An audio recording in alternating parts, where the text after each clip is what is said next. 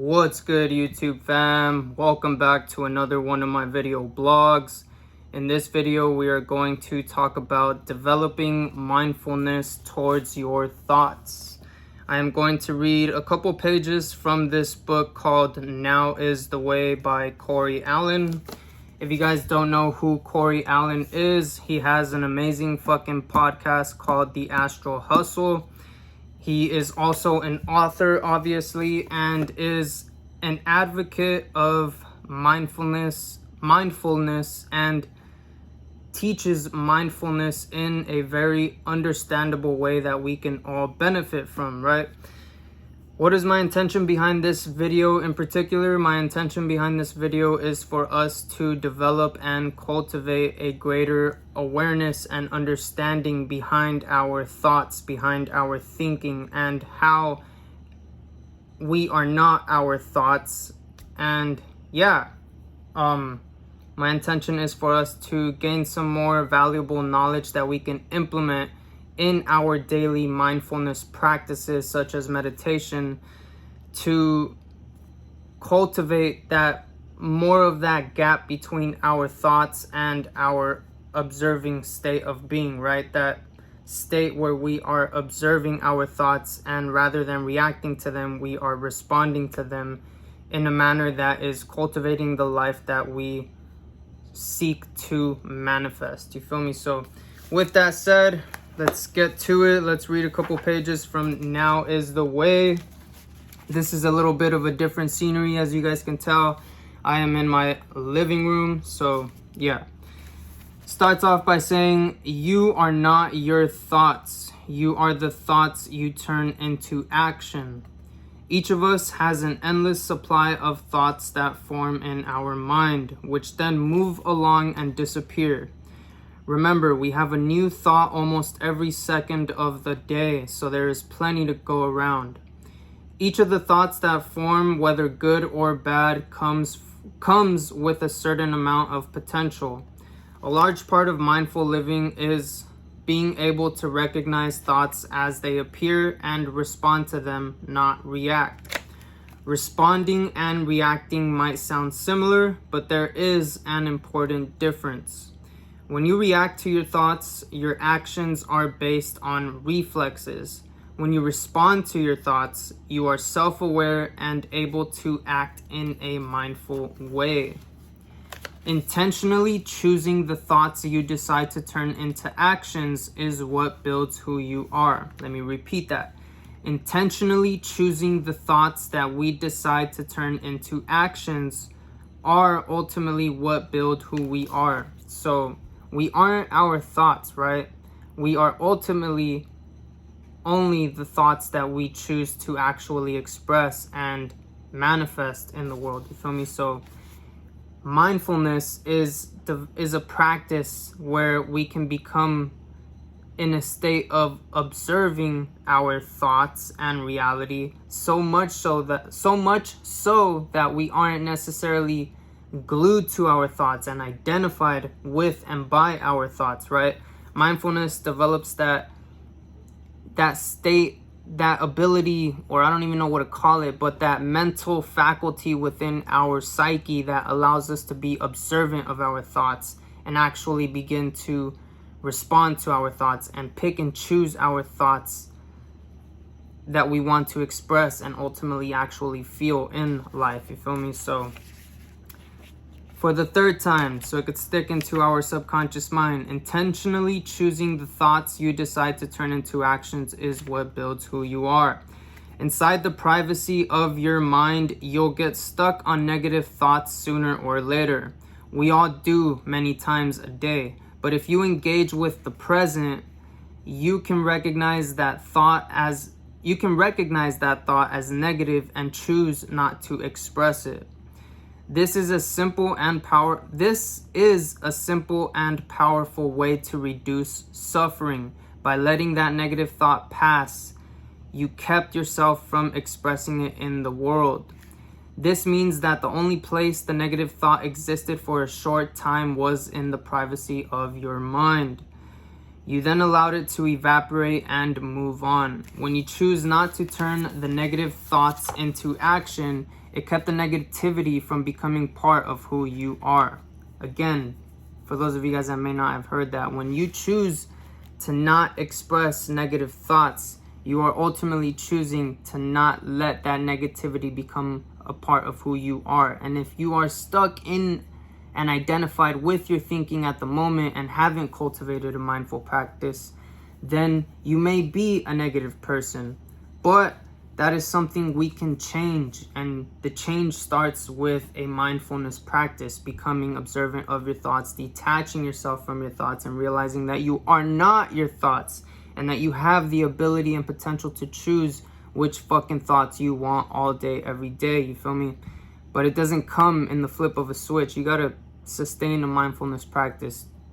Hone in a meditative practice 10 minutes of your day, every day. There's 24 hours a day, every fucking day. Sit your ass down for 10 minutes a day. You have 24 more hours to do whatever the fuck you want. Sit yourself down for 10 minutes and unplug from anything and everything and just be still.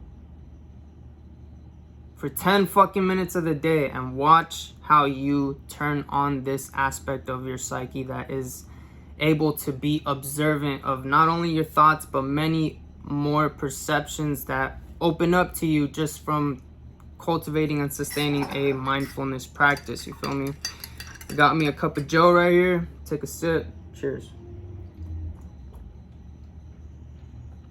Sipping on some mushroom coffee.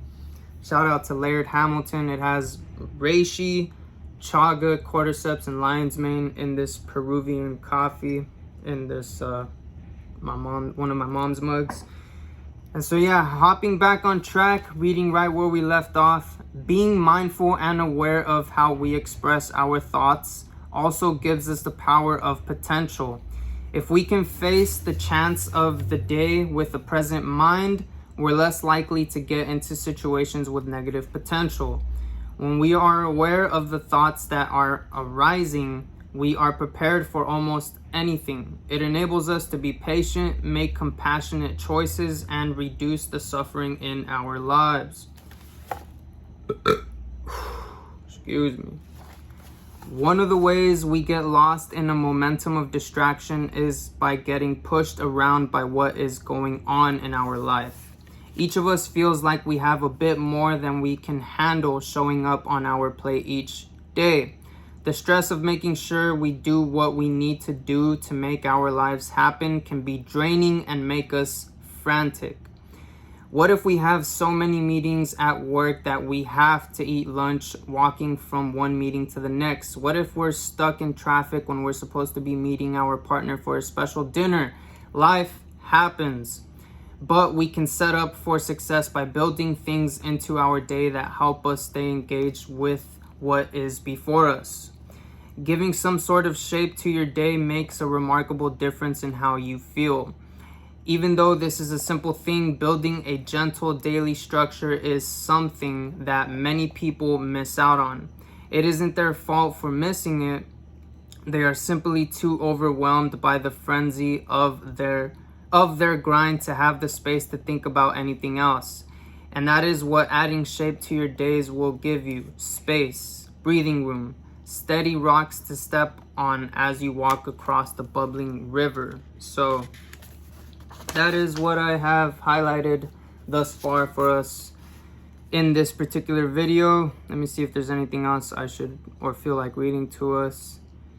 No, that's it. So to summarize what we read and to conclude this video, we are not our thoughts. You are not your thoughts, right? When we cultivate a mindful practice daily, every day, we gain that ability of being observant of our thinking, being observant of our thoughts. We develop a space between our observing self and the thoughts arising within our psyche. You feel me? When we develop and cultivate and sustain this state of being through a disciplined mindfulness practice, sustained over a long period of time, then we can begin to create the life that we want in a much more momentous way, you feel me? In a much more compelling way, we can create our life much more with ease, with less stress. To conclude this video, develop a mindfulness practice if you have not yet, and if you already have and aren't consistent with it, be consistent with it. Start one up.